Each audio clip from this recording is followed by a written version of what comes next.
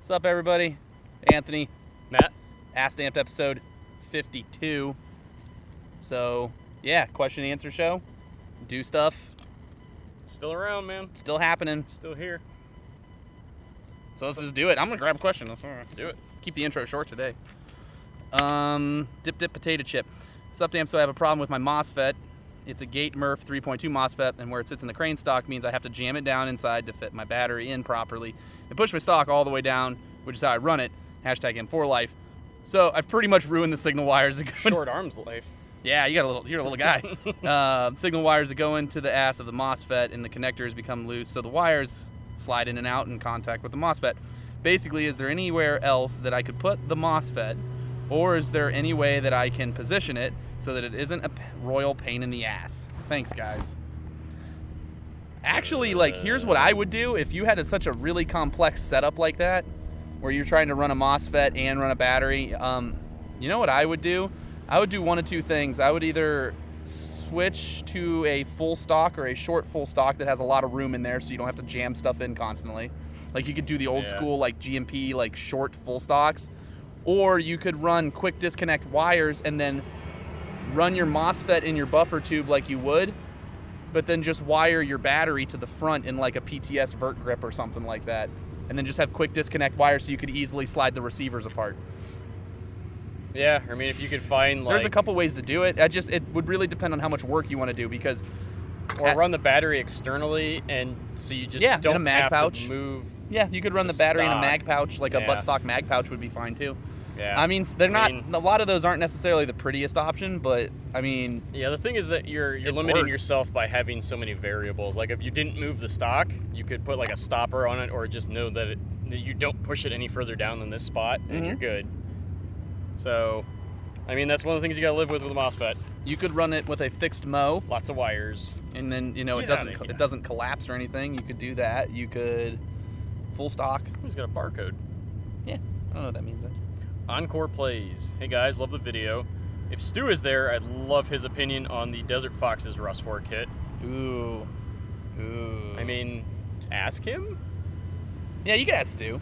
I mean, not really our jive, but I'd also like to know if and when you guys are getting more Baller Rust 4 garb. Smersh, Defender, K63 helmets, other blah blah blah stuff from Gray Shop, because I'd be happier with paying more from you guys, but not have to pay Gray Shop's expensive shipping to the States, I'm assuming. Other than that, keep up the great videos. We did just get a huge restock. I think he means different stuff than what we've been getting. I don't know if we got anything different this time. I don't know if we got anything super unique. I know we got the big blast helmets and those, and we have some Smershes and stuff. Mostly a bunch of the uniforms. The Defender, you know what? Actually, you know what would be really helpful for you guys that are into Russian kit and you know what you're looking for? Email sales@ampedairsoft.com and be like, look, I think you guys should carry this, and I know X amount of people who want to buy it right now. And Gray Shop's website is really easy. If that's too hard, message our Facebook with a link to hey, this thing's cool. Yeah, and we'll see if we can get it in. Yeah. So I mean, because we wouldn't mind doing that for you. And that's the thing is I know our biggest thing is we don't know cutting. Well, it's cutting down on the costs for you guys, especially in the States, of getting the stuff. Yeah, it's slightly upcharged because we had to get a bunch of it here, but then you guys don't have to worry about the shiesty Russian mail service. You're almost guaranteed to get it. About the only thing you might get messed up is if the wrong size is picked. Yeah. So make sure you double check sizes. Hooligan Airsofter 2. Anthony needs to cover more Logic songs. Also, G-Eazy and Logic concert was fucking awesome. I would love to go to a Logic show. That's Jeremiah from Ballahack area. He's one of our battle buddies. I would have loved to have gone to a Logic show, but not in the cards.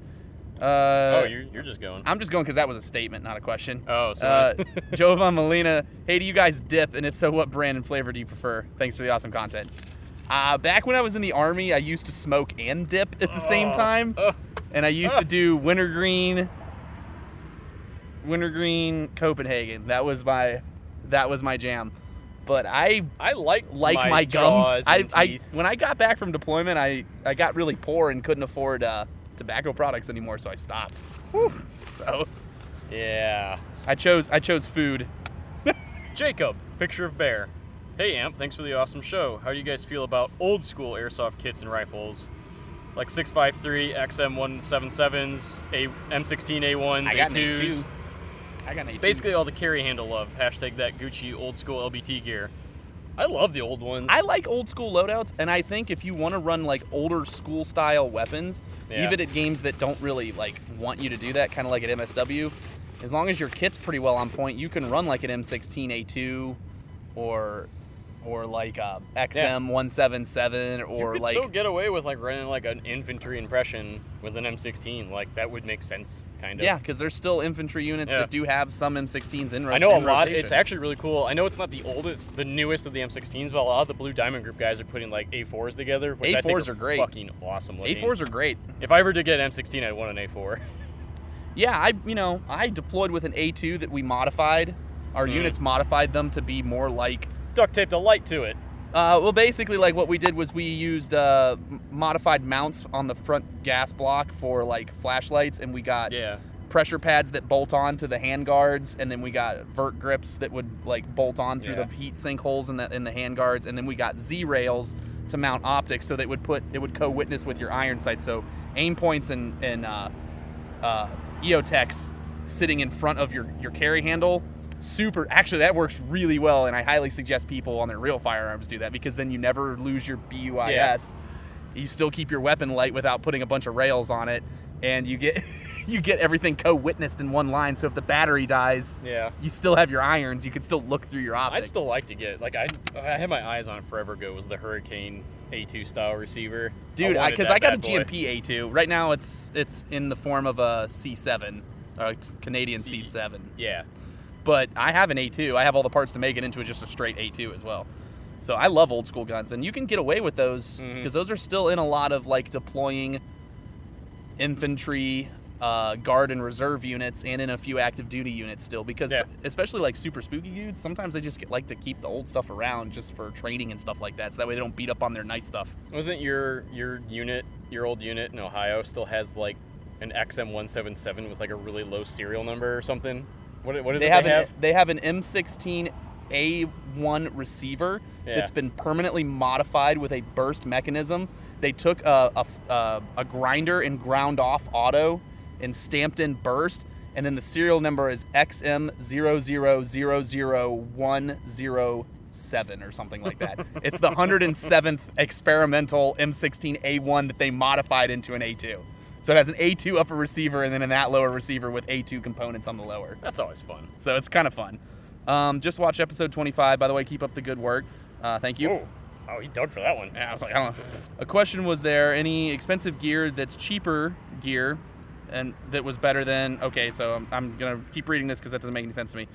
From my experience of looking at lower-end gear in the UK, I found a PLCE chest rig for like 25 pounds, which is like $35, which is cheaper than some airsoft-specific rigs. Question, do you think some of the airsoft industry is forgetting about new players?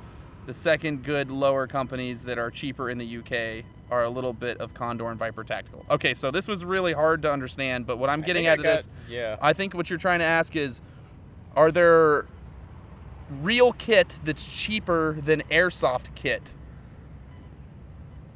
that's still good? I would say go to surplus stores, man. You'll find lots of great old kit that's like for dirt cheap.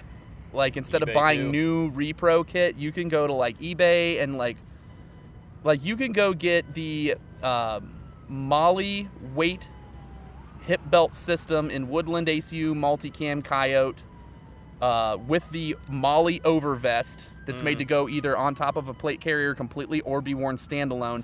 You can get that for like $30 at like a surplus store. You can get a set with all the full suite of pouches that match it in the full set for like $120. I think that stuff's good. His big thing is he's UK, so surplus stores I don't know are probably a little more few and far between. eBay, bro. So he's got eBay. Yeah, go straight to eBay then. Yeah, your biggest thing is going to be shipping costs, but if you can find good deals, I think you're okay. Do you think the airsoft industry is forgetting about new players? That's what I think he was focusing on. Now, no, that is a better question, and you want me to be real honest with you? I think the airsoft industry is not really forgetting about new players. I think they're forgetting about more veteran players.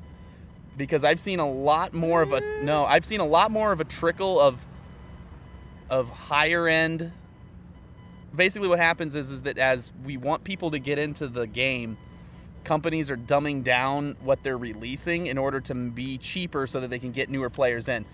Because if that weren't the case, then combat machines wouldn't exist. Back when we first started playing BBwarz, just to get a decently shooting gun that could maybe get about 150 feet, $400. You had to spend at least like $600 or $700 because you had to spend $400 on just the gun. Yeah. Then you had to buy all these upgrades and stuff and then have them professionally installed. So every Marui GMP Classic Army was costing you upwards of $800 just to be able to go play. Yeah. Nowadays, kids complain, oh, I can't afford that gun because it's $200. And I'm just like, if only you knew. I actually think the industry as a whole is actually kind of marginalizing more experienced players because more experienced players... Well, that's that. I see that, but they're a smaller percentage of the market than new players are. But that's the thing is, I feel like part of that is in the idea that you are an experienced player, so you don't need to be spoon-fed or your handheld. And I agree with that. So you know where. Well, that's what I mean. Is like you know where to source things or search for them, or you know who to deal with and who to trade and how to fix things. And I'm just saying that I feel the companies, all the companies, they don't release. Well, it's good high-end stuff anymore. They don't do that anymore. They release a lot of low-tier stuff, and then we just kind of, as higher-end players, we're like, well, man, it would be really fucking sweet if, like, this thing ever worked. Well, that's the... Yeah, well, that's... I would much rather... 50-50. Because, like, I feel like as we make things dumber and cheaper for everybody, like, I feel that, like, the quality of equipment that I'm getting is getting more and more subpar. Like, this new stuff that's coming out is just more and more just whatever. And there's only a few companies that release new innovative products that I actually am just like, oh, shit. Well, so, like, HPA companies are a rare breed that are innovative in certain ways. I would say that the new modified gun is actually pretty innovative. I'd say ICS guns are stagnant, but they did innovate a lot when they came out. I feel that the Crytek line also innovated a lot when it came out. Mm-hmm. But, like, that's about it. Outside of that, everything else is just blah. Plastic bodies, low-end internals, and it's just marketed to try to cash grab in and get as many people into it. And then the problem is what I see as the big deal is that players don't know where to go from there. Because after they spend $150 on a combat machine, there's no where to go except to jump up like $200 or $300 at the very minimum to keep going. Well, I think that's what I see. Is that like there's nothing. It's so costly to make the things that we would actually want and would use frequently, like, and not a lot of companies will do it. The things that we're looking for now is like a completely weatherproof gun, something that needs minimal input besides ammo. Like, there's all sorts of things that we're looking for that just aren't there, but there is the options of it. But the options are expensive or obtrusive in some way, so it's just not a selling thing right now. The industry is marketed more towards new players, and so players us are just not... We're not getting the things that we want. G&G would like to sell 50 combat machines and make the money off of that, or... No, I'm not disagreeing with their marketing at all. That's what I mean. Or I'm just saying that's what I would disagree with the question that he asked. Do I feel like Airsoft is leaving behind new players? No. I think the industry is leaving behind veteran players. I think the cash grab is that they try to get everything to be so low and cheap and easy to get into that basically once people get into it, they have nowhere to go. There's an abortion point at some point where you're like, oh, well, you have all cry and a PTW. Well, you're good. Just go in the wild. You're good. You're good. Go in the wild. You're good to go now. We don't need you having shit comments on all of our pages yelling at 12-year-olds who are like, what is best gun? I mean, to be fair, there is a certain attitude that goes along with both. But I honestly think it's... I feel that the industry is catering to young new players, and so we're just not really getting high-end, new, innovative products anymore. Also depends where people are sourcing their shit from. It's like, where do you get your news from? Conservative Times or feeltheburn.org? It also depends. Is like if you fill yourself with content from A, B, and C.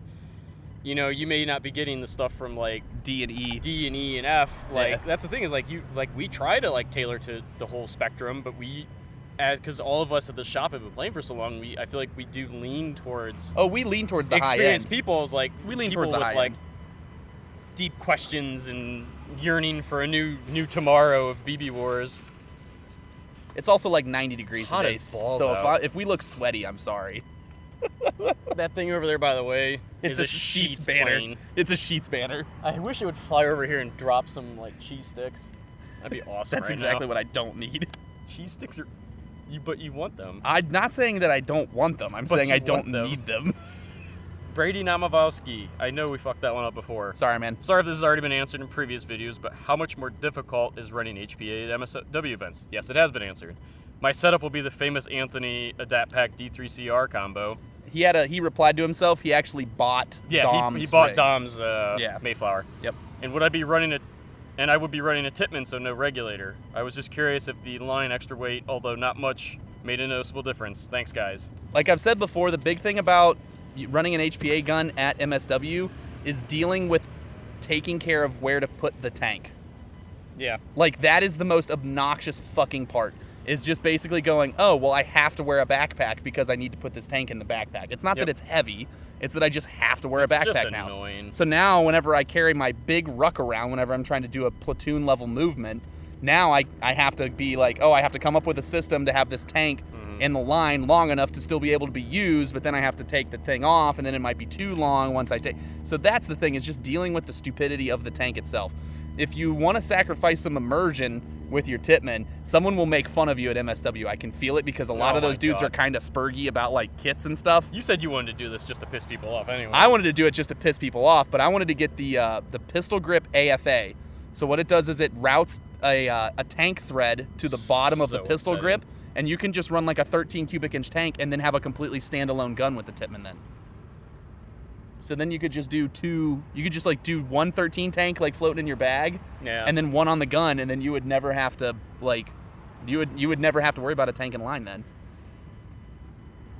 It's our thing every time we're here. Yeah, we always got to make it awkward for people. Well, that's, selfless plug. That's why we made the dual 13 setup, is that so you can run it as about the most streamlined and compact way to run it in a bag. Yeah. Remote line setup that you can have. And like you said, you're running Tippmann, we have that. It's literally the two UFAs with the Ninja slide and check. The big thing is if you run any kind of like larger capacity tank, the thing with the Tippmann is it's so efficient that like you won't need two tanks. We gotta look into that, because I saw some rumblings with a lot of the recent gens of the Tippmann not being efficient.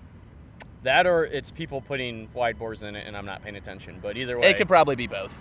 We're jaded, and we see Tippmanns as the most efficient HPA system out there, so that's us. Yeah, without having to do much to it. Yeah. But yeah, like that's what I would do. And I read your reply. You bought Dom's pusher chest rig, which is a good roll. You'll enjoy that. It's brand new. He wore it once. He wore it one time. It's brand new. I use the split front version of that, and I love mine. I just love the split front because then I can just be like, and I don't have to undo straps or take it off or anything like that. Yeah.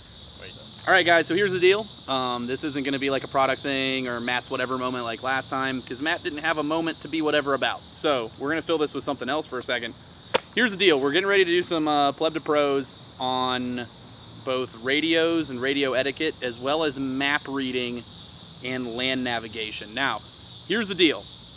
In order for you to be successful at these, and in order for my very base level instruction of this, so that I'm going to give you like the 101 level course, for that to be successful, you need equipment, okay? You need to have your own stuff. So, at a bare minimum, what you're gonna need for the radio class is you are going to need, you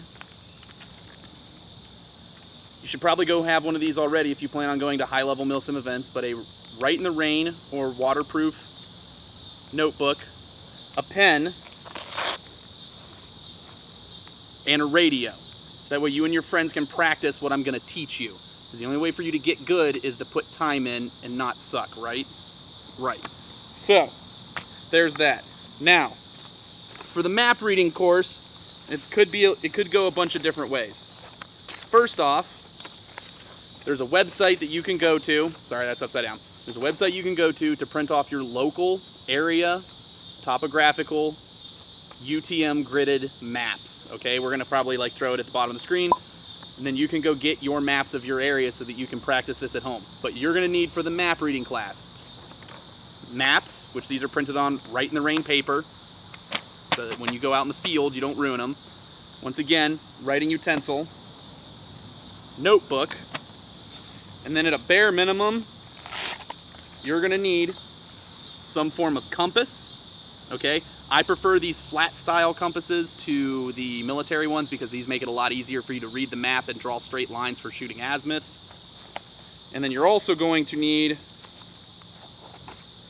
with your map that's printed to scale, a grid device. You can pick these up at REI. They have a little small one that's a pocket-sized one that you can get off of Imminent Threat Solutions or ITS Tactical.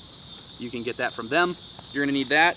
If you wanna be mega super advanced, you can also get a hold of some GPS units, which will make life a lot easier for you. This is a Garmin E-Trex, and this is a Garmin Fortrex. This is a Garmin Fortrex in an LBX Tactical wrist pouch. I really like this pouch, by the way. But you'll need these as well. So this is the all call so that you guys can start getting your equipment together, because when these videos come out, it's not gonna be very successful for you to just watch the video and not have the required equipment to follow along in the class. So I'm basically showing you now so you can figure out how to do it, and then you can start practicing it at home, because nothing sucks worse than when you show up to an event and someone asks you if you do something, you lie, and then you look stupid. So I'm trying to help you. All right, so I'll catch you guys on the flip. Okay. All right, we good? Yeah. This guy is stout standing. He's got a little Guinness glass. I wonder if he's Irish. He does say it down here, I think. Oh. 2 questions. First, I've seen some HPA TAP TM breachers around, 1 or 2 of the Magwell adapters. Not exactly sure what the part is, if it's hard to tell when being pooped on with it, but I was wondering, how do they load multiple rounds for the shotgun, either the 3 or the 6? As I'm dumb and I can only figure out Stanag's loading 1 round at a time. Basically, the chamber, it locks in where the shotgun shell locks in. What's up? Go save people. Oh no, he's clearing a traffic jam. And now they're scrambling. Oh, pull in front of the bicyclist. We're easily distracted. But anyway, so basically, like, it locks into the shotgun shell area, and then the way the TM shotgun shells work is that they just kind of like, the BBs come out, and then they kind of go into like a chamber, and then they all kind of like get pushed into the individual barrels. So all it does is it just like backs up the BBs in there. It just like piles them up. So it's not really too crazy. I've recently acquired an LM4 KR12, the one with the key mod 12-inch rail. Been using it with CO2 mags. I'm looking for a way to build more consistency into my shots. Any ideas? I know that pretty much by definition, gas blowback rifles aren't exactly the most consistent. Anyway, thanks for the awesome shows and for checking out the questions. Hashtag love them cream-filled bananas. Gas blowbacks take up too much of my life. Thin blue line. Love me some Maglite of oppression. Flopperator is better than real life. Paras get more puss. I don't really know how to use hashtags. I don't have Twitter. Hashtags are silly. Kraken MMA for life. Hashtag Irish is best. Cheers for reading this all out, and thanks for the answers. Okay. Jesus Christ. Okay, so the preacher thing's good. Making a gas blowback more efficient. What the big thing with a gas blowback is that makes things inefficient is both the gas itself and the way that the parts are interacting. So if you're having consistency problems, either there's some kind of lubrication issue or friction issue that's causing things to go slow. And you might want to like check out like different mods on how people have he said he was from Ireland, right? No, I think he just said he was Irish. No, I was like, if he's in Ireland, he only gets to use it like 2 months a year. Yeah, so like that's just got some stuff in it. Like I am not a gas blowback expert by any means, but there are a lot of like Facebook groups out there where there's a lot more knowledgeable people than I am on it. I just know that I really like GHKs.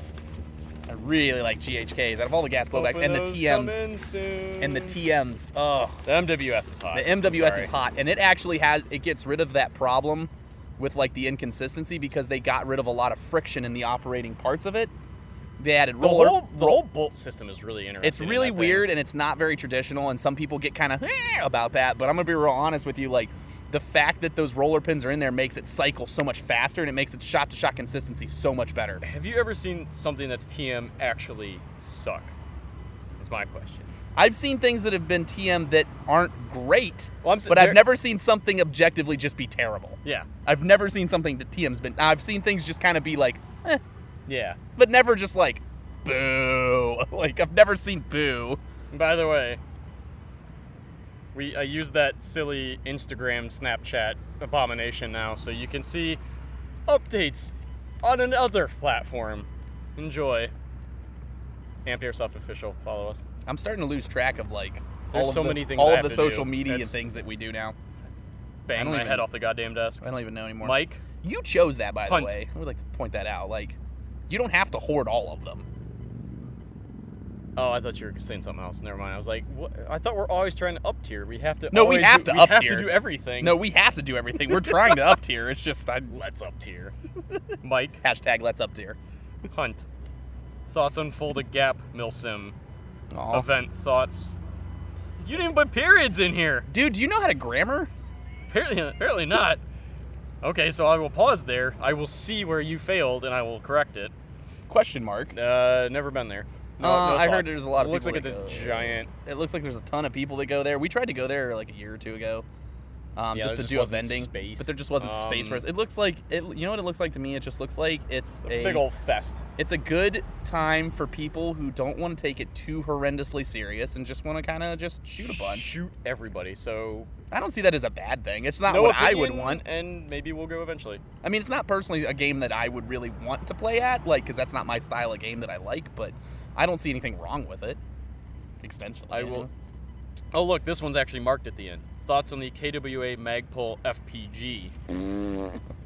Okay, then. Thoughts on ZCI barrels? Sorry for the... All right, then. We're going to move past that one. Your turn. Sorry.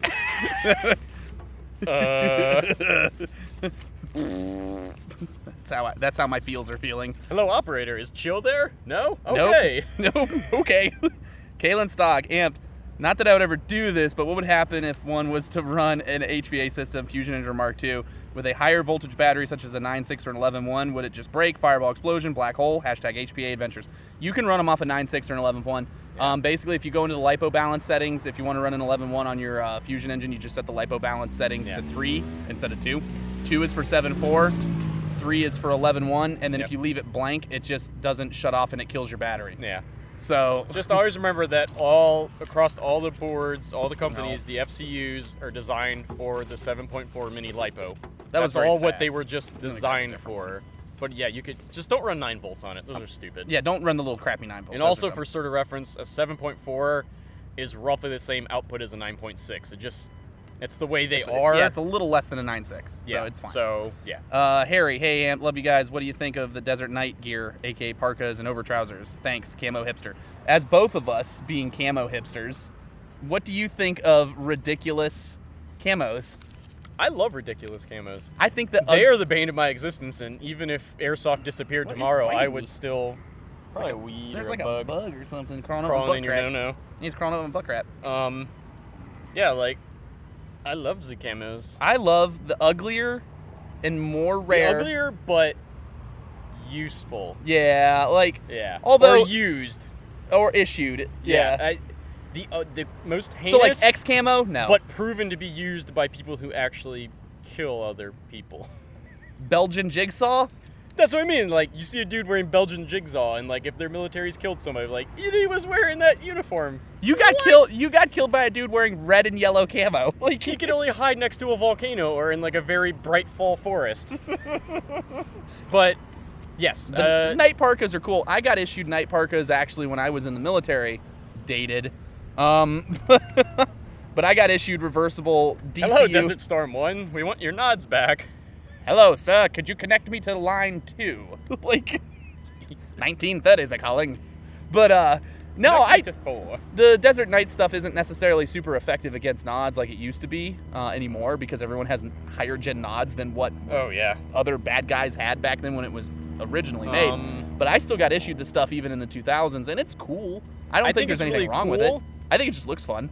I think it's really cool, but I think it gets mixed a lot because it is called desert, it gets used for. Oh yeah, don't wear it on the tan team. I think that's the thing is like don't wear it unless wear it's if you're on a NATO team and there's an obvious Rust 4 team or whatever, you can wear it there. Yeah. With whatever tan schemes people are wearing, but don't wear it like on a green versus tan game because it's green. Don't be a dick. It is green. Don't be a dick. It's green. Like for real. Don't be a dick. The funniest thing is that I love that dudes think that it's supposed to be just a regular uniform when it was really only Yeah, supposed to be it's just- an overall. You just literally wear it completely over So top dudes, of all your like stuff. these kids are buying them and they're like down to their knees. They're just chopping the bottoms off of these fucking things because they're too long. Oh yeah, but basically, okay. So the camo night parka, it's made to be something that you just throw on over top. So what you do is you put your over everything. You put your uniform on, you get all your kit on, your Yeah. flak vest, all that stuff, and then you throw the desert night over top of all of that, so that whenever you lay down, it's nice and big and billowy, and you can kind of lay it out Yeah. and cover all of your body with it. That's what it's for.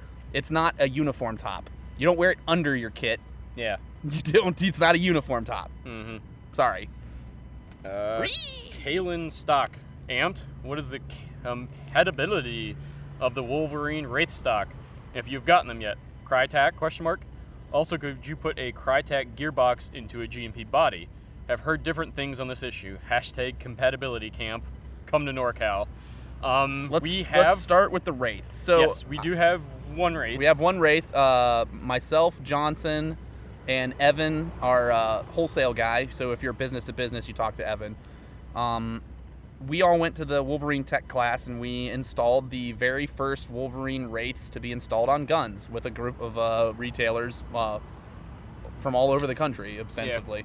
And the thing with the Wolverine Wraith, it's a really cool idea, but when you go to install it, you have to permanently modify the body of which the gun is being put on. So you take the lower receiver, you cut a huge chunk of the lower receiver, and then you actually have to cut a huge chunk off the back of the gearbox shell to mount it, and you have to drill a big hole through the back of the receiver. So once you put a Wraith stock on a gun, you're no going back. There's no putting a regular buffer tube back on it. There's no, it's done. So if you're going to do this is a one-way road, so you better really like the idea of it. Yeah. Do I think it's kind of cool? Yeah, I think it's kind of cool. Like, the theory behind it is actually pretty sweet. I kind of like that. Compatibility-wise, like, officially, all the stuff, Wolverine only wants you to really run it with their systems because he's tested on them, so it's technically for the Inferno, Hydra, and the Bolt.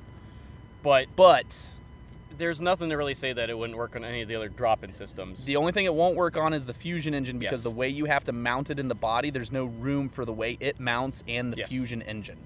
So you can't use a Polar Star fusion engine with the Wraith stock. But you can use a Polar Star Jack, Mark II, F1, Inferno, S&P, Hydra. You can do all that. You could maybe get away with it on the fusion engine. This is speculative at best, but like on an Ares SR25. I wouldn't even say that. You want to know why? Because that's already such a weird... never mind. That's a full stock. Never mind. There's so much weird stuff going on with Yeah. that gun. Like, if you're trying to HPA an Ares gun, you're really hurting yourself more than you're hurting anything So else. until one of our managers yells at us, our official thing is it will work on pretty much anything except the fusion engine. Yeah. It's just because there's no room for it. Yeah. Especially on an M4 body. There's no room for it. But we currently, ours is installed in a Echo 1 Platinum. Which is right? a VFC Yeah. OEM. Which is also very, very similar to a Crytac OEM. Yeah. But like I said, the receiver's been permanently modified, so there's no going back. And then a Crytac gearbox into a GMP body. I've heard mixed things about this too. You're going to have mostly with selector issues, right? Well, they're going to have selector issues, but the big thing is that, like, the Crytac gearbox is kind of beefy. So there might be fitting issues of it getting to fit in the body or aligning correctly.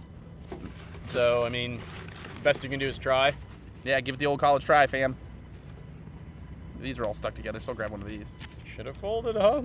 Camcar, hey Amped, on a previous episode you guys were saying to avoid repro gear. I still do. I have a Lancer 6094, which I've been using for a year and a half, and I play fairly hard on the field, and it has not failed me yet. I find it comfortable thanks to your Pleb to Pro sizing a plate carrier video. This got me thinking, is there any good repro gear that you like? My problem with repro gear typically actually doesn't come from quality. It's not the gear itself. Your big thing, I know, is where it's made. The practices of how it's made and what it is. I really don't have problems with a lot of it. Some of it, like, we will find, like, brand A's JPC knockoff has this one faulty issue, or certain things like, well, you always stumble across things like that because there's a lot of QC issues and things like when they're making Chinese clones of American or NATO really good gear, or Russian, any, cool guy gear, really.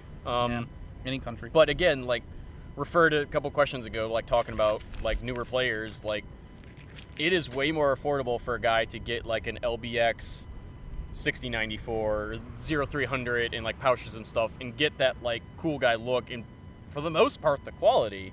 Yeah, But LBX at, is a like, different animal, good, though. Yeah, like LBX. LBX is actually owned by LBT, so they're allowed Yeah. to make those style vests, so that doesn't count to me. Um, My biggest problem with it has to do with people stealing other people's intellectual properties and then shystily making shit with subpar materials, Yeah. and then basically not giving credit to the... Like, I am not about RePro gear. Like, it's just my personal thing. Now, there's some gear companies that are lower end, quote, quote, that make original gear that I will say is okay. Like, I like the new Pantac plate carrier because it's a completely original design. It's not ripping off a 6094. It is its own design. I'm a big fan of like the LBX Armadas. That's a completely original design. Like, I'm okay with stuff like that because they're like trying things. But I am not about people who are like, this is my whatever fake brand JPC. I'm like, no. Like, those are Americans who aren't eating because you're...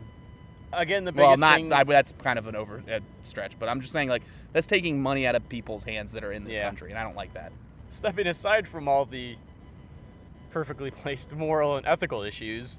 Yeah. Like, again, I think my big thing is that it's dudes trying to get into it, and they don't have the budget or the wallet for stuff. Besides. Which, I mean... My thing would be is, stick with Condor and Pantac until you can save money for the good stuff. But the biggest thing is, like, just knowing the difference of the limits of the RePro stuff. Like, if you buy some Oppo gear or something like that, realize that you cannot and definitely should not, like, I'll make this an official legal thing in a real situation where, like, your or other people's lives could be at risk. Like, don't do that. You should not. No bueno. You should not invest your livelihood. Yeah. It's kind of like whenever you go to, like, the cool guy groups on, like, Facebook, and some guy's like, all right, guys, I think I'm going to get blah, blah, blah, blah, armor plates. And then everyone's just like, why would you trust your life on something that's always continually getting, like, repro'd and RMA'd and stuff like that. And then is perpetually on a 30% off discount. Like, why would you trust your life to that? You buy quality, you get quality. Well, I'm just going to shoot him at the range. I was like, okay. Yeah. I think it's your turn. Was it? Yeah. I think so, anyway. We got a hot minute on this one still. Let's pull this. Jesus. Okay, this one. Airsoft helmet question. What do you think of any of the fan kits for use in your helmet to help keep cool? Worth it or a gimmick? I don't need them to action. The action fan. I don't need them to keep cool. I need them to keep my goggles from fogging. Yeah. We know a lot of guys at the shop still run the action fan as a aftermarket add-on. I think the biggest thing most people do is they either run the hose up above your brow or into your goggles to just keep air moving. That's the biggest thing. Yeah, as opposed to keeping cool, like, I don't really... My thing is it's just... The most I'll do, besides getting something that just doesn't fog or using, like, fog tech or wipes, is, like, my OTWs, because they have a really good fan in there. It's you add the fan, that's more weight to your helmet, that's more battery stuff you have to worry about, and those are actually kind of a pain in the butt to change the batteries. You have to have, like, a little screwdriver, don't you? Yes, the action fans kind of suck for that. Yeah, so it's just extra stuff. Yeah, I mean they're a typical made in China thing, I believe, so, like... I don't know where they're made at. Don't quote me on that one exactly. I think it's an American company, though, but I don't know where they're made. It's a thing where it's like, if you beat it up or something gets caught in it or, like, wiring gets pulled, it could break. So... I mean, they do what they're advertised to do. Yep. And that's it. So if you are a hothead, sure, go for it. Yeah, go for it. That's not something I would run, but I mean, do what you gotta do. I've never had the need for it. Hunter Bruce, Dear Amp, thanks for the advice on my loadout for my saw kit. Don't think I'll be going naked. Unfortunately, I sold my saw, so I got it because I got a decent offer. I am, however, still wanting to attend the MSW event. Also, Matt's Plat Attack Peacekeeper has me drooling. What are those extra pouches you have on there, and what pack would you run as an assault pack? Since there's very limited Molly real estate on that, just explain the pouches that are on it, because a lot of people think that, like, all of that's modular. Mm-mm. Yeah. The only things I added to that was the. Because if you answer the question like that, MilSim West. There's only 3 pouches you added to it. The rest of it's all built on. Okay.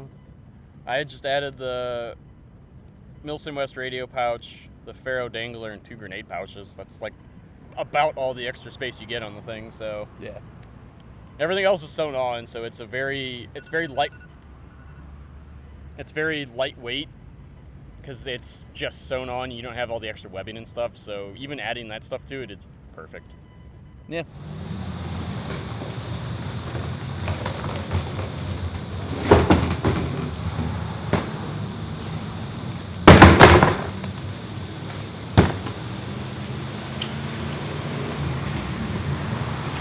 What's up, dudes? Loud truck.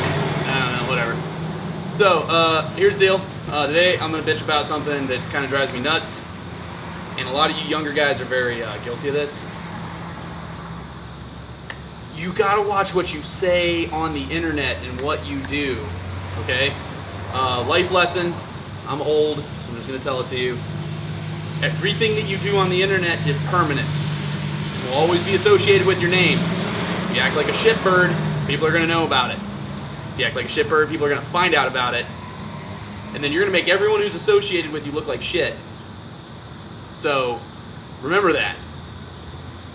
Act the way you would act in normal life all the time. Whether you feel like you're invincible on the other side of a computer or not, you're not. You go into like Facebook groups, post shit, people are gonna fucking notice it. And then you're gonna make all of your friends look bad. So just don't do it. I don't know, maybe I'm old, but that's a thing. So, I mean, that's all I got to bitch about this week, so stay frosty, bros.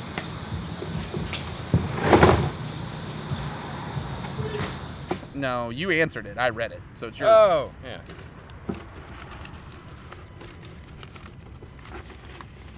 We're never gonna get through these anymore. No, we try though. Sorry. The Bad Channel 8. Looking at either the MilSpec Monkey Adapt Pack or the Mayflower 24 pack. This would be for a MSW Assault Pack and or Day Pack. The Adapt Pack looks big and bulky. Is it cumbersome? Does it flop around? The Mayflower looks sleeker and can still mount a D3. Any insight that can help me with this decision would be appreciated. The Mayflower pack's very. The last question also had a question about what assault pack you would run with the. Oh, I totally forgot that. So basically, like me and Matt, we both run Adapt packs. Now, what it really comes down to is what you carry with you. If you don't carry a lot of stuff with you, you can probably get away with the Mayflower pack. It's a lot smaller. A lot smaller. But me, I would much rather have, because it's not going to be any heavier, because the Adapt Pack / Tactical Tailor Mover Operator / Grego Special whatever, Special Stealth Operator Pack. There's like 4 different packs that are the exact same pack. They're all made of very light material. Well, the MilSpec Monkey specifically is even lighter than the Tactical Tailor. Yes, so they're all made of very light material, so they're not heavy, really, per se. Not at all. I personally don't find anything with it being bulky either. I don't really like. It's about as big as a normal school backpack. I mean, it's smaller than this thing, and this is like formed and like rigid. It's smaller than that. Yeah, like I don't understand. I've never had a problem with it flopping or being too People baggy. have constantly asked me like, "Oh, is it big and floppy or whatever?" And I'm just like, I've never seen that. I don't know where that's coming from. Now, I mean, if you're really, really tiny, it could be slightly cumbersome. Yeah, I mean, do you weigh like 120 pounds? Then yeah, it might be a little big on you. But overall, no, I don't have an issue with it being big and floppy. Now, the Mayflower one's going to be small, so like, I hope you don't need to carry a lot in it. Mm-hmm. Like, I hope you're not on patrol and it starts to rain and you don't have enough room to carry your rain gear with you. That's the thing is, the Adapt Pack is the perfect size for patrolling. Going on like a 2-hour patrol or getting stuck out there for 8 hours. Yeah. Like you can throw your rain jacket, food, water. If you do have ammo, water, just extra shit, a small med kit. If you run HPA, it's plenty of room for a tank. Yeah, you can put your tank in there. Spare socks if you fall over and get your feetsies wet. I mean, I understand. I always preach trying to run light, but at the same time, you also have to understand like. A balance. You better have enough space for the stuff you need, because if you don't, you're going to be a sad panda, and I'm not going to baby you. None of the cadre are going to baby you. I know some people will analyze this and take it or utilize it the wrong way, but it's better to have a larger pack that's not full as opposed to a small pack that's over full and uncomfortable. Yep. I would much rather have an Adapt Pack with 4 things in it than a GMR mini map or the 24 pack and it's busting at the seams because I didn't bring something big enough. So, M. Blake Jr., stop spending money on toys and prepare for the real thing. It's coming. 3%ers. But look at his Don't poo on me. Don't poo on me! Ah! Conspiracy theorists, Obama's gonna come get us! I know whose I house left I'm that- going to when Hillary wins. Ah, Team Wendy's evil! Like, it's just like, Those people can choke a penis. it's just, okay. We're not going down that I path. just left that in there for jokes because I wanted to find it and make fun of that. As soon as you pulled that out and I saw his thumbnail, I'm like, oh no. Anthony's gonna attack You this guy. fucker. Andy Ambreeze. Have you ever used LBX Assaulters uniforms? If you haven't, have you heard anything about the quality and durability? We've both used them. I usually keep an extra set of Assaulters uniforms. He's used it way more than I have. For MSW. I have an extra set of multicam. I think that they offer a lot of the same features as the Cry field style Yeah. pants, especially. Very, very similar Very, styling too. And so like I use those because, to be honest with you, I had my Cry fields. We haven't even had my loadout video come out yet, but I did my loadout video and I was like, these are my Cries, and they were brand new. Used them 2 games, blew the crotch open on them. They're just destroyed. But guess what hasn't died yet? My LBX Assaulters uniform.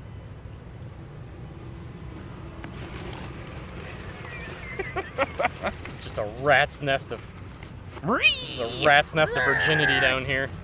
They need to be organized from biggest to smallest. MilSim Mike. Hey broskinis.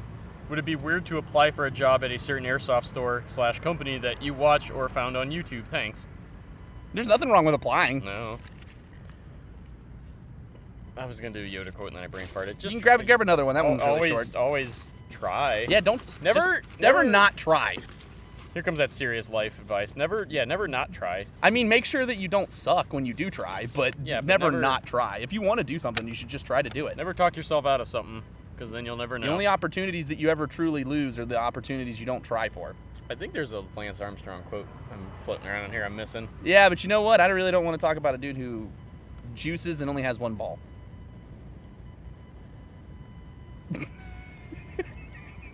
Read the next one. We can talk about celebrity status here. The house that rebuilt. Guy Evan 9393. Evan's the medic, my medic from the West Coast Able group. Hey Amped, it's your favorite #new BB war order. Where's that other guy? Theorist here. They're coming for your guns. Oh God. With the addition of Insurgency to MSW, what are your feelings to it? Could it give MSW a breath of fresh air and add a level of immersion not seen before? My main concern is, are fuckboys going to try and game the game? Probably. Fuckboys try to game the game all with the time. the CIA, KGB, spook black ops missions, i.e. spies, murders from the opposition, classic counterintelligence or lizard people. Last thing anyone wants is glorious leader Warren's hard work to be stumped to a halt with their douchebag ways. I agree with you. I think that Insurgency has the potential to be really fucking cool. I'm if honestly people way behind on it. I need to look it up more. If people aren't dicks. Key phrase right there. If people aren't dicks, it could be a hilariously good time. But people need to not be dicks. We'll see. Oh Jesus. I'm gonna take a nap. CBM07 Connor Dagendergerginger. You guys promised to come to Overwatch 1. We did not. I don't even know what show. that is. Don't worry, we ain't mad. Hopefully you'll come to Overwatch 2. Probably not going to happen. I still don't know what it is. Is it possible that AMP could upload a video on communication setups, including radios and what radio you have and what you're running on it, antennas and extended batteries, PTTs and how to integrate them into your kits, earpieces, heads. You always call me on my sat phone. Late night when you need my. Do more Drake. That's a 30mm cannon noise. The burnt of freedom. Anyways, where was I? Also, side assignment or a part of that video, could you tell us what equipment runs with what? Also, what radio connectors, program radios, and show us how you set them up and effectively use them in a game. Thank you so much. Love the best Airsoft channel on YouTube. Help me out on the kit a lot. And it's also, you guys are impressive as hell with your honesty on the game and what really helps. I'm really butchering your shit because I'm like half retarded. Honestly, on the game, right now. and it's really about which helps me improve my game every day. # Anthony has been freed. Please be my battle boo at Overwatch, Anthony Plez. Tan team rules, get wrecked green team. I'm going to be honest with you. Sure. I ain't coming to Overwatch. I'm sorry. If it's that one, if it's that game in Florida that keeps getting brought up, it ain't happening, man. Like, it's just too far. Short answer, yes, have already filmed that. Yes, we've already got a Pleb to Pro on like how to do a really cost-effective comm setup that works very similar to a very expensive comm setup. Yeah. And then we also are getting ready to do a video on basic radio etiquette and understanding phrasing in radios. And we're also getting ready to do repeat contact behind the tree. And then that's proper. You should start saying that. And then we're probably also going to do a side project, also probably a how to read a goddamn map video and how to orient yourself with a map. Yeah. Basically anything that Anthony's ever had to explain to anybody, we probably have a video plan to do. Yeah, like there's a lot of videos coming. The problem is just mix them. Having enough time to like do them is the issue. Don't worry, we're on it. Nicholas Pinto. I'm planning to attend a 50-hour MilSim event and currently do not own a sidearm secondary. You learn something every day. What? Nothing. I was being You're being facetious. It might not have the budget to purchase one. Do you guys think I should save on some other things and purchase one knowing there will be little to no close quarters encounters, or will it be a better idea to use the money in other gear? Thanks and keep up the good videos. I am 95% put it towards food, rain gear, better gear. I have said this a dozen so times on this I don't show. remember the last time I carried a pistol at any game. There better be a really, really solid reason for you to use it, because in all honesty, you're really not, if you, like, for example, at MSW, if you're running a blank fire gun, you can't get close to people. So if you're running a blank fire gun, you should run a pistol, so that if you go inside, you can shoot people still. Or at least if, like, people are getting up, like, inside if you have a DMR, your med, if you have a DMR, you can pull a pistol on them. Yeah. But if you're not doing anything that has to require those two single options to happen, don't carry the fucking thing. If you're a rifleman and your gun chronos within that med, that legal limit, you don't have a med. You can fucking stick your barrel in a dude's back and blast him. Don't be a dick, but don't be a dick, and he's totally gonna be grumpy and he might fucking swing on you, but which he shouldn't either. You're both assholes at that point. You don't have a med, so just shoot people up point blank. But like, it's just extra shit to break and weight. I wouldn't unless you thing. absolutely need it, dude. Use that on like good sleeping gear, rain gear, food, cook utensils. Easiest thing I could say to do, also to give us YouTube cash monies and views, look at my MSW NATO video, which kind of goes over like pack and like things to take sustainment gear. That's like his will be out shortly. Yeah, mine's the more cadre oriented, like really in-depth, super like advanced one, and then his is like the I'm just getting into this, what could I save money on and get stuff at a more cost-effective way. Mine actually has a lot more like surplus stuff in it, which I've actually already have to do a new video for me pretty soon anyway. Yeah, you've replaced 90% of your shit already, but the biggest thing is make sure you have all the stuff that's going to keep you comfy and not dead. And like maybe invest in a second lower for your gun, so if that breaks you can fix it. No, that's a good idea. If you have an AEG. A good rain jacket's gonna Dude, the rain jacket, you're gonna feel so great when you're dry. Yeah. Good socks, good boots. Is your sleeping gear okay? Nice you have ruck? Plenty of food to not die? Like not a $30 ruck, like a nice ruck. Nice boots. Oh, fuck. The gear, the money could definitely, be the used. $150 could be put towards a lot of other stuff. Yeah, better place somewhere else. Oh yeah. Andrew K, I'm newish to Airsoft. What's the best way to find MilSim events? Facebook would be a great way to go. And your local forums for if they still run. And would you run solo at a new MilSim? Or would you run solo at a MilSim? Typically, I like to play in groups with squads, and I like to respawn with my friends. I don't like to get separated and walk around by myself. Yeah. If I didn't know anybody, I could go by myself and then try to meet people. And maybe hang out. I go to games by myself. Like, if other people from the shop can't go, it's not like a MilSim West or anything, but like local games and stuff I'll go to by myself. Yeah. That's how you meet people, is when you don't. I think that's the biggest thing that like keeps people from meeting, is when there's groupthink. People see like a group hanging out and like joking and busting each other's balls, and they're too afraid to go socialize with them. Yeah, like when we showed up at Warden, we all had like Reasoner and I come out with like loadout bags that are like, I don't even want to think how much they cost. Like thousands and thousands of dollars of stuff. It kind of spooks and people get spooked by it. But no, you can totally go. That's our big thing, is like, we do like to not go to respawns alone, because then like I don't like to get lost without my especially friends. All the games that shall not be named. Like, I used to do that all the time, and you'd respawn and your guys are still in the game, And then you or can't they find move them. so you go back to where they were, or you get shot on the way there. It's Not fun. clusterfuck. It's just not fun. So I think people would get grumpy at us at those games too, because like there'd be like 2 of our guys left, like holed up in a closet or something, and there's like 10 of us standing outside the building dead, and everyone's like, "Woo! Come back to the respawn! Hey, get back in the game!" We're like, "Yeah, we're good. I'm waiting for my friends. Stick together, man." I got bros. I came here to play with them, so I'm not gonna like fuck Walk them away. over. Yeah. So yeah, Here you go for it. deal with it. But yeah, man, just go talk to people. You can go. Oh god, this guy. Okay. Dan Green. Hey Amped, greetings from Russia. From what I know, at most of your MilSim BBwarz and events, you don't have any requirements on your kits as long as you could carry all the sustainment gear you need. However, in my country and region, the MilSim games usually stick to reenactment, so you could not go if you don't have a very accurate impression kit, or in some cases if your kit is not within the reenacted time period. Which is my case. No one wants to let an old Gen Seal impression guy play good BBwarz.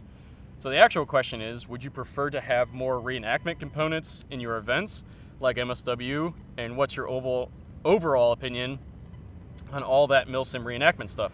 Keep up the great work. Love you guys. Make MilSim great again. Send me one of those pelicans, please. Stroganoff, hashtag Stroganoff beat. Hey! Beef. Beef stroganoff. I would say that MSW is probably the strictest on not Kits. necessarily impressions, but faction Specific kits and colors and camos. Yeah. I think everybody in America just wants to be special snowflakes. So they Well, won't wear everybody in whatever the hell they America want. has this Yeah. like feeling like they all want to be special forces. Yeah.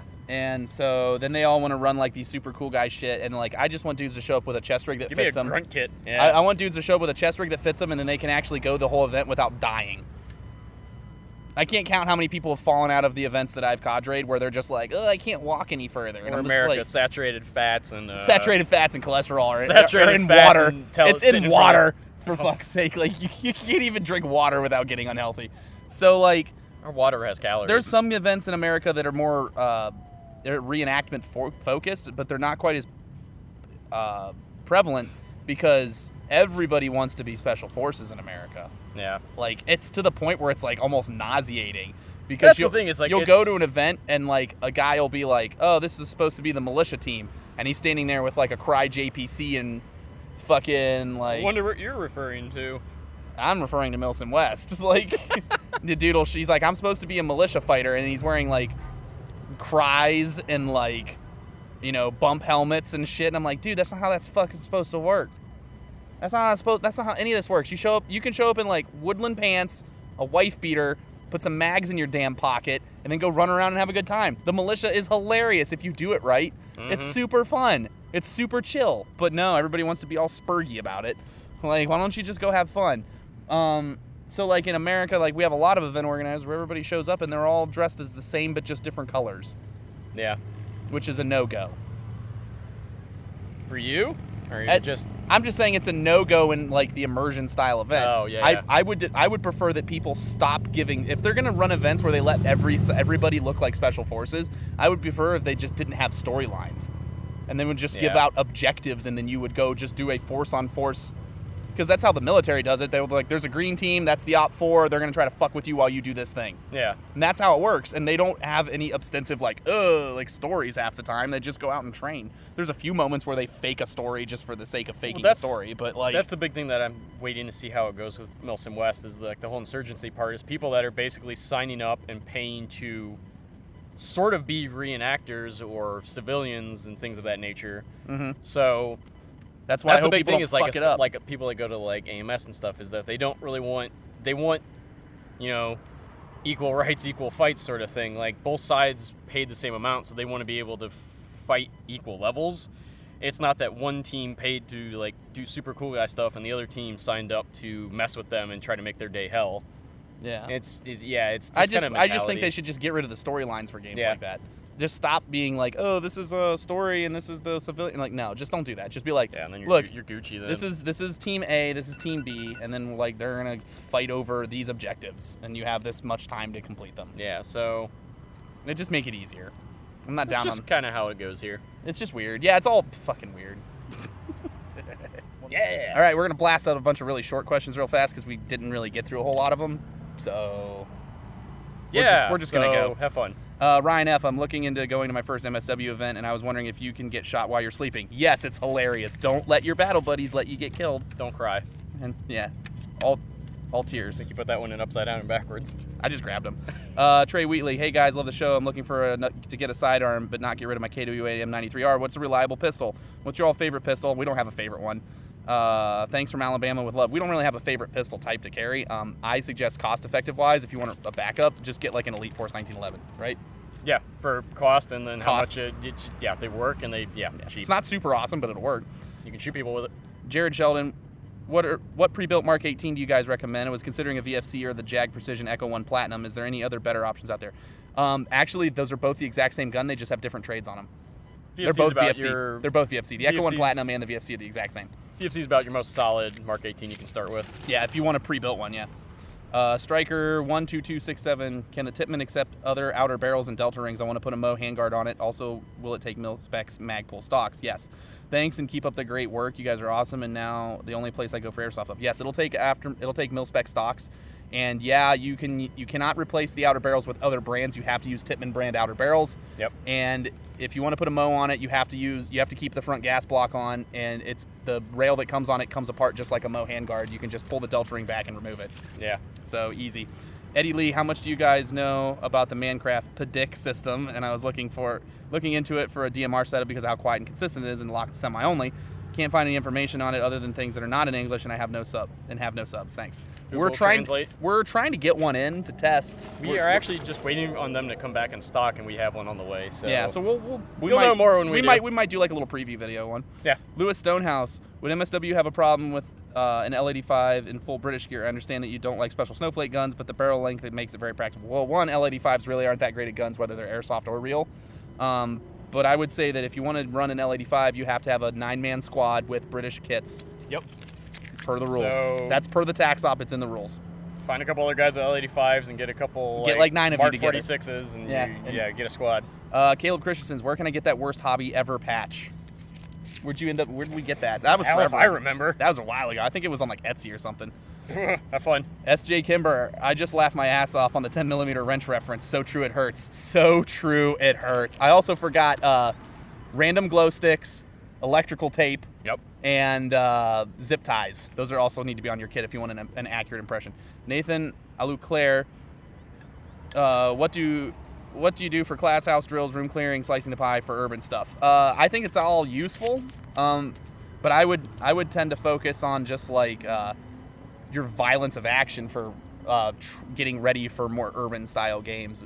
A lot of people tend to panic when things start happening and then they ball up and then they get rolled. The worst thing is try to have teamwork, don't hesitate, and don't be a bitch. You're going to get shot. You're going to get tore shot up. when you go in. Like, the first 3 dudes are going to die, like, for BBwarz. It's just to expect that and then make sure... Because you don't have an effective way of killing people in the rooms. Yeah. So, like, you just So make sure number die. 4 in back is just ready to blaze everything down that hasn't already died. Yep, just go in there and just overshoot everything. To be a dick. Caleb Christensen, when you guys go to MSW events, do you have some tricks to be able to wear contact lenses for 40 hours? Also, for those of us plebs that cannot afford day noodles, how can we be effective players when the lights go out? For the contacts, I run 30-day leave-in disposable contacts. I don't like to leave them in for that long, but they're perforated contacts that are made for high altitudes so that they keep your eyes oxygenated so you don't get infections. I carry fancy ass. I carry like a bunch of stuff for keeping my eyes clean and stuff. Yeah, the most I try to carry a second unopened set and like yes, and I always carry things, a backup set. Yes, and eye drops is about all I do.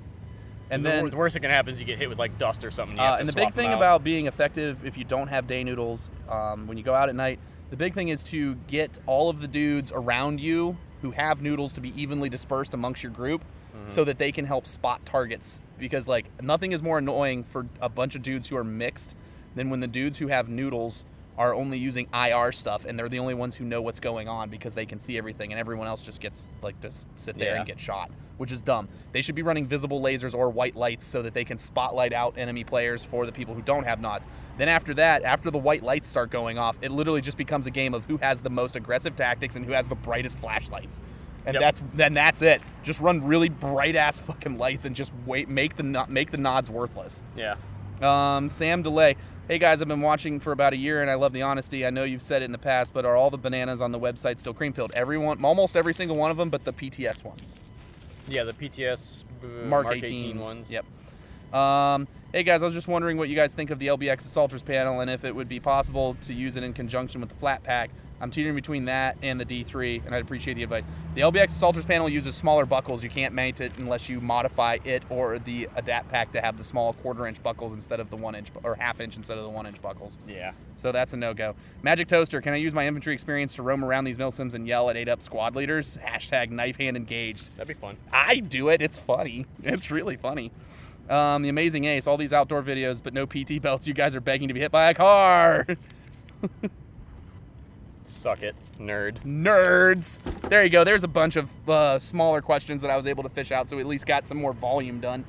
Because we tend to like get logged up on like long questions, and then we never answer like a bunch of the short ones. So I figured I'd blast a bunch of those. There's no out attention deficit disorders here. So, all right. Other than that, so we got some other stuff before we take off. We got a huge restock of Mark IIs, so if you've been waiting on one of those, now's the time to get it. We have a fucking shit ton of them. Yes, so definitely we are probably later this fall should be getting a review out of it since we've had it for a while. So we've had about a year at this point. Get you an actual, since we have some better stuff for it, an actual shooting test.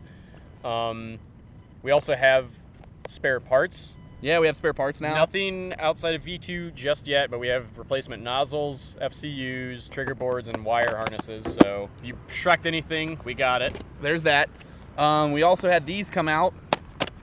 Pre-orders got here, and then our regular stock should be hopefully very soon. Within the next week, I think, probably. Some point. Yeah, pretty soon. But yes. But so this is without the cylinder replacement kit, and this is with the cylinder replacement kit. This is the one I recommend, so you can keep your original cylinder from your rifle intact. So you don't. It's much less fabrication, basically. I would suggest this. Look for an install video very soon. We're gonna be doing an install video.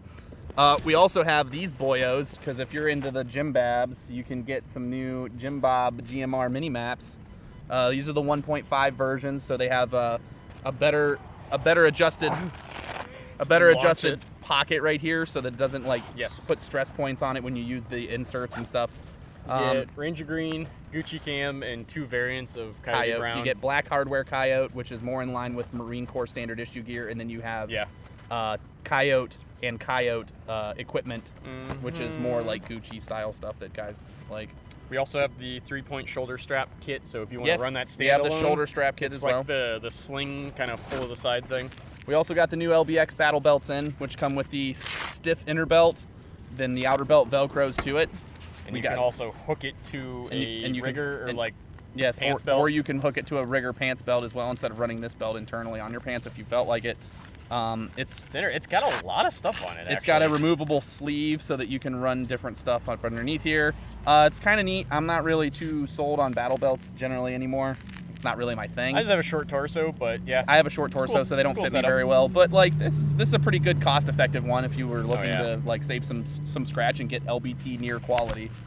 What else do we got? Don't pick it up at the pack. Oh, we also got the new LBX Titan. I think this is the Titan. I don't remember. The big ass super giant backpack. Transport med bag. So it's all Velcro lined on the inside, so you can drop in like medical attachments, and it also uses the 1/2-inch Swift Cliffs like the Assaulters panel. So if you want to run an Assaulters panel or something on your backpack, you can do that, or the big GP pouch. Yeah. Lots of pockets. Pretty decently made. I don't see really a problem with its construction or anything. It could totally be a good med pack. It'd be a good med pack if you were into prepping and stuff like that. It would be a good med bag, go bag, stuff like that. Yeah, we got a bunch of big LBX stuff in. Huge LBX. influx on the website. So if you haven't been there in a little while, go check it out. Got a lot of new stuff. Bunch of product outbreaks and new stuff on there. But yeah, we'll update you guys on all the stuff coming out. If you're watching this, then we just did the live show this week already. So yeah, if you were watching this, we already had the live show like a day or two ago. So well, that's it. But other than that, that is the last of the show. If you guys have any questions, remember, send them down below in the doobly-doo.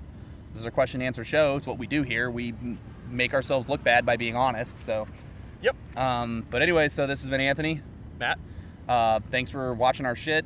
Please subscribe if you aren't already. I would really appreciate it. Also, shameless self-promotion. I finally, after the harassment of lots of BB Warriors, started my own Instagram. So if you feel... It's super okay. So, like, if you, like, want to go find me, you can look up Anthony Pogaroni. Anthony Pogaroni on Instagram. I'll be there. But, I won't plug my Instagram account because it's too easy to find. Matt Halfley. Nope. There's a dash. Underscore asshole. Thanks for knowing. That's because what they do is they put an underscore there when you do a space.